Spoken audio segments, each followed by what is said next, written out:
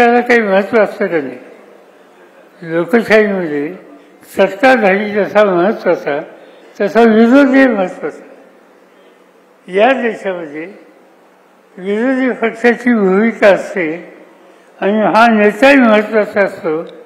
हे स्वातंत्र्याच्या नंतर अनेक वर्ष आपण पाहिलं.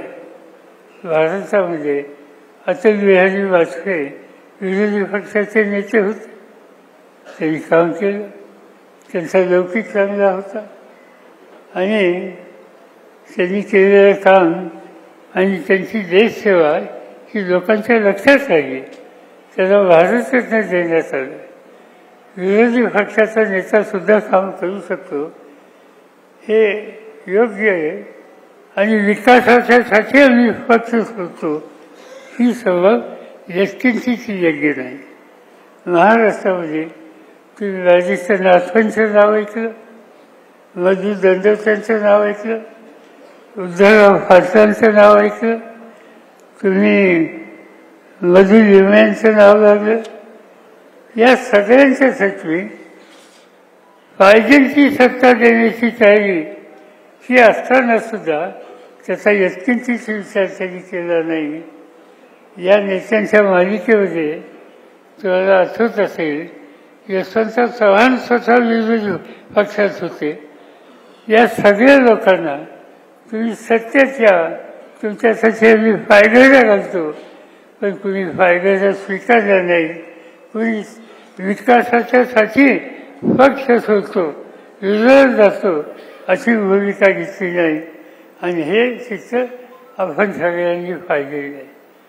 आणि त्यामुळे आज या सगळ्या गोष्टीच्या संबंधीचा विचार हा तुम्हाला मला करावा लागेल. तुम्ही या ठिकाणी 2 दिवसात 2 कामाच्यासाठी आहात. एक आरोग्याच्या क्षेत्रात जे काही काम होतं डॉक्टर जगताप आणि त्यांच्या सहकार्यांचं, त्याच्यात काही नवीन कार्यक्रम तुम्ही हातात घेतला. हा तर करत राहू. त्यासाठी आणखीन काही मदत लागेल की या क्षेत्राचे जाणकार आहेत, निर्माते आहेत, त्या सगळ्यांची आम्ही संपर्क साधू आणि यासाठी डॉक्टरांना जी काही गरज आहे त्याची पूर्तता करू. पण हे सगळं करत असताना खऱ्या अर्थाने आज महाराष्ट्रामध्ये नवी पिढी आत्मविश्वासानं उभारलेली, कार्यक्रम आणि विचाराची स्पष्टता असलेली ही तयार करायची. आणि ही पिढी माझी खात्री आहे की उद्या महाराष्ट्र योग्य रस्ता न्यायला प्रयत्नाची पराकाष्ठा केल्याशिवाय राहणार नाही. तुम्ही ही जी संघर्ष यात्रा काढली आणि शेवट तुम्ही नागपूरला केला आणि त्यावेळेला काही तरुणांची बोलायची संधी मला मिळाली. मला अभिमान आणि आनंद वाटला की प्रत्येक तरुण जिद्दीने चालत आला, संघर्षाची तयारी केली. पण आम्ही इथंच थांबणार नाही, आम्ही पुढे जाणार, कार्यक्रम राबवणार आणि नवीन नेतृत्व महाराष्ट्राच्या कानाकोपऱ्यात तयार करून महाराष्ट्र देशाचं अत्यंत महत्त्वाचं राज्य हे केल्याशिवाय आम्ही स्वस्थ बसणार नाही. ही भूमिका या सगळ्या तरुणांनी घेतली. ही अत्यंत जवळची बाजू आहे. मी तुम्हाला एकच गोष्ट सांगतो, तुम्ही जेवढे कष्ट कराल, प्रयत्न कराल, तेवढी लोकांची सहानुभूती आणि संमती ही तुम्हाला मिळाल्याशिवाय राहणार नाही.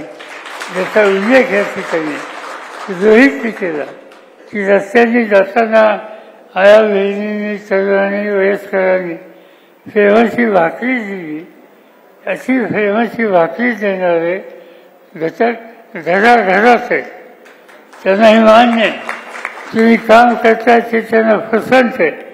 तुम्ही उद्याचं नेतृत्व आहात, तुम्ही उद्याचा महाराष्ट्र उभा करणार आहात, ही भूमिका घेणार आहेत आणि हा महाराष्ट्रातला सामान्य मनापासून तुमच्याबरोबर हा आहे.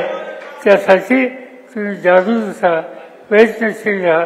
एवढंच या ठिकाणी सांगतो आणि माझे 2 शब्द सांगतो.